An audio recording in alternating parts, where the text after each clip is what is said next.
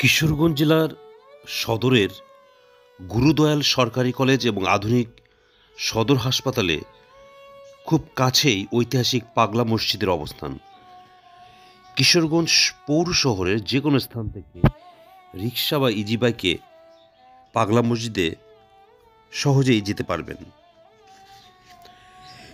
কিশোরগঞ্জ জেলা শহরের হারুয়া এলাকায় নরসুন্দা নদীর তীরে প্রায় ২৫০ বছরের পুরনো ঐতিহাসিক পাগলা মসজিদ অবস্থিত। পাগলা মসজিদ মুসলিম অমুসলিম সকলের কাছে একটি বিস্ময়।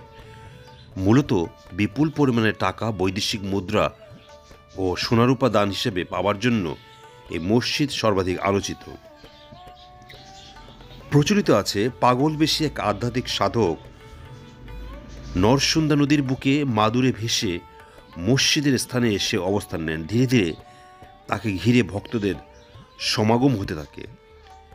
আধ্যাত্মিক সাধকের মৃত্যুর পর তার কবরের পাশে একটি মসজিদ নির্মাণ করা হয়, যা বর্তমানে পাগলা জিল কদর খান ওরফে জিল কদর পাগলা সাহেব এখানে ধ্যানমগ্ন ও নামাজ পড়তেন। আপনারা ভিডিওতে পাগলা মসজিদের বিভিন্ন অবস্থান দেখছেন। স্থানীয় আরেকটি জনশ্রুতি অনুযায়ী হয়বতনগর এলাকার জমিদার দেওয়ান হয়বত দাত অধস্তন তৃতীয় পুরুষ জোলকরণ খানের বিবি আয়েশা দাত খান এই মসজিদ প্রতিষ্ঠাতা। তিনি ছিলেন নিঃসন্তান এবং প্রজারা তাকে পাগলা বিবি বলে ডাকতেন। স্বপ্নাদিষ্ট হয়ে তিনি দেওয়ান বাড়ি থেকে একরাশি দূরে নরসন্দার তীরে এই মসজিদ প্রতিষ্ঠা করেন।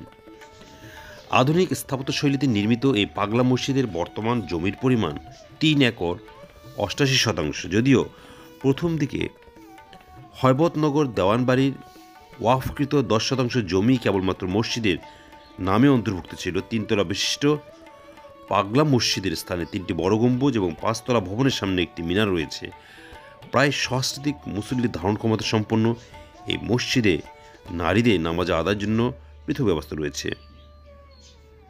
আপনারা ভিডিওতে দেখছিলেন পাগলা মসজিদের অবস্থান। পাগলা মসজিদের দানের টাকার একটা অংশ মসজিদের ইমাম, মুয়াজ্জিন এবং খাদেমদের বেতন ও মসজিদ রক্ষণাবেক্ষণে খরচ করা হয়। আশেপাশে অনেক মসজিদ ও এতিমখানার উন্নয়নে দান করা হয়। এছাড়া দানের টাকা হতে এতিমখানা ও মাদ্রাসায় ব্যয় করা হয়। কিছু টাকা স্থানীয় অসচ্ছল বিভিন্ন জটিল রোগে আক্রান্ত রোগীদের চিকিৎসার সহায়তা ও দুস্থদের আর্থিক সহায়তা হিসেবে দেওয়া হয়। বর্তমানে পাগলা মসজিদের আধুনিকায়নে ১৫০ কোটি টাকার একটি মেগা প্রকল্প হাতে নেওয়া হয়েছে। এখানে আন্তর্জাতিক মানের ৬ তলা বিশিষ্ট দৃষ্টিনন্দন পাগলা মসজিদ ইসলামিক কমপ্লেক্স নির্মাণ করা হবে।